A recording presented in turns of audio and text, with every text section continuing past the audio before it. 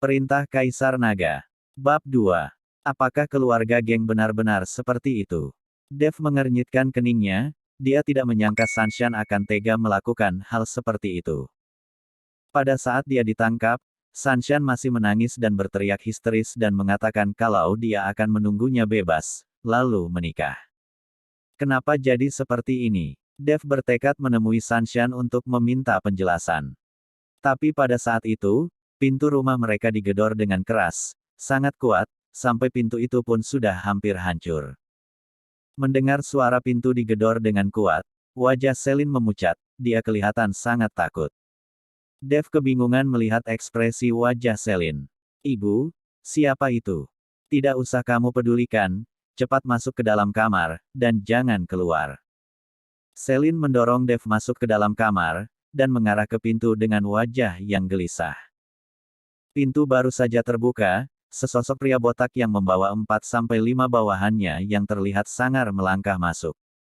Mana uangnya? Bobby melihat Selin dan langsung bertanya.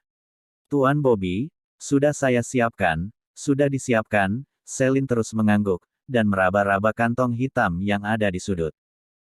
Saat ini banyak tetangga yang sedang berkumpul dan menyaksikan, melihat Bobby dan bawahannya mereka tidak berani dekat-dekat.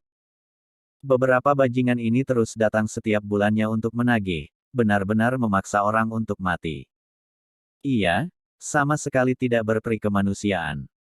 Hei, kecilkan suara kalian, mereka itu orang-orang yang diutus keluarga Xiao untuk menagih ganti rugi.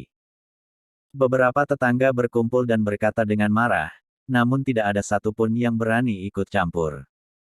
Saat itu, Bobby mengambil kantong hitam yang ada di tangan Selin, dan membukanya. Sialan, apa-apaan ini? Bobby mengernyitkan keningnya, lalu membalikkan kantong itu, di dalamnya ada beberapa lembar uang kertas yang kusut dan tua, ada lembaran 100, 500, dan ada beberapa lembar uang 1000, 1000, bahkan ada uang logam. Bobby bertanya dan berteriak pada Selin. Apa sampah-sampah ini bernilai 300.000? Selin berkata dengan tersenyum, dia bahkan mengangguk dan membungkukkan badannya. Tuan Bobby, jumlahnya pas 300.000, kami sudah menghitungnya. Kalau Tuan Bobby tidak percaya, Anda boleh menghitungnya. Omong kosong. Bobby mengangkat kakinya dan menendang perut Selin, membuatnya langsung terjatuh ke tanah, menyuruhku menghitung. Saya tidak punya waktu, segera tukar semua ini menjadi pecahan terbesar. Ibu. Dev langsung terbang keluar dari dalam rumah, bergegas memapah Selin. Dia melirik Bobby dan beberapa bawahannya dengan dingin. Bobby dan beberapa bawahannya tercengang, tatapan dingin Dev membuat mereka bergidik. Dev, siapa yang menyuruhmu keluar? Cepat kembali ke dalam, kamu tidak usah ikut campur. Selin mencoba mendorong Dev kembali ke dalam rumah sekuat tenaga. Ibu, karena saya sudah di sini, masalah ini biar saya yang urus, ibu duduk saja. Dev memapah Selin ke bangku dan mendudukkannya, lalu membalikkan badannya dan menatap Bobby dengan dingin. Bobby menatap Dev dan menilainya, lalu tertawa sambil berkata, loh, bukannya ini bocah yang memukul Tuan Muda Navarro dengan batu bata 3 tahun lalu dan berakhir masuk penjara. Tidak disangka sudah bebas. Tepat sekali hari ini kamu bebas. Sebagai mantan pacar kamu tidak menghadiri pernikahan pacarmu dan Tuan Muda Navarro hari ini. Pria idiot ini diselingkuhi. Hahaha. Bobby dan beberapa bawahannya tertawa terbahak-bahak. Apa katamu? Dev mengernyitkan keningnya, matanya penuh ketidakpercayaan. Bobby menatap Dev sambil tersenyum mengejek. Saya bilang, wanita yang kamu lindungi sampai masuk penjara itu hari ini akan menikah dengan Tuan Muda Navarro. Pernikahannya akan dilangsungkan di Hotel Regal, sangat mewah, apa kamu tidak mau pergi melihatnya? Alis Dev berkerut, kedua tangannya mengepal dengan erat. Raut wajah Selin yang ada di belakangnya pun ikut berubah, dia terlihat marah sampai badannya pun gemetar.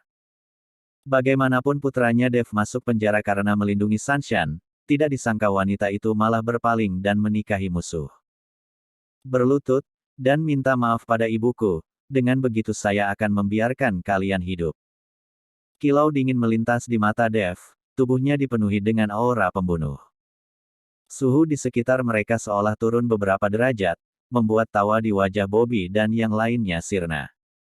Setelah sesaat, Bobby akhirnya tersadar, dia langsung berkata dengan murka, "Apa katamu? Kamu mau aku berlutut dan meminta maaf?" Sambil berkata, Bobby melayangkan sebuah tinju ke arah Dev. Dengan tubuh kurus kerempengnya Dev, tinju itu akan membuatnya terkapar di tanah. Bam! Tapi siapa yang menyangka, saat Bobby yang baru saja melayangkan tinjunya, tapi tendangan Dev sudah menghampirinya duluan. Bobby terkapar di tanah, sambil memegangi selangkangannya dan berteriak kesakitan, dia langsung berkeringat dingin dan tidak berhenti meraung. "Dev, kamu jangan berkelahi lagi." Mendengar raungan Bobby, Celine segera membujuk Dev untuk tenang. Dev baru saja dibebaskan dari penjara karena kasus penyerangan, bagaimana kalau sampai dia kembali dijebloskan lagi ke dalam penjara karena memukuli orang? Bobby berteriak marah, dia menatap Dev dengan penuh kemarahan dan kekejaman. "Habisi dia, bunuh dia." Beberapa bawahan Bobby langsung menyerang ke arah Dev. Dev menoleh ke arah ibunya, lalu mengepalkan tangannya dan melemparkan serangannya yang secepat kilat. Seketika para bawahan itu merasa kalau kaki mereka sudah mati rasa, mereka semua tersujud di tanah. Dan saat itu, Bobby yang melihatnya langsung tercengang. Dia menatap Dev dengan tatapan tidak percaya, aura dingin menyelimuti hatinya. Bahkan para tetangga yang sedang menyaksikan kejadian itu juga ikut membelalak tidak percaya. "Minta maaf pada ibuku." Suara dingin Dev kembali terdengar.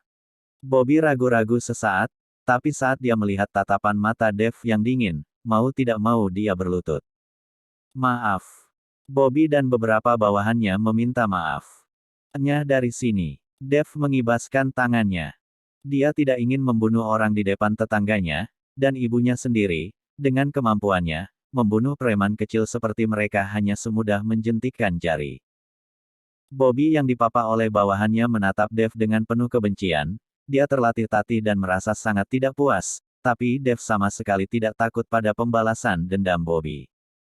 Bersambung.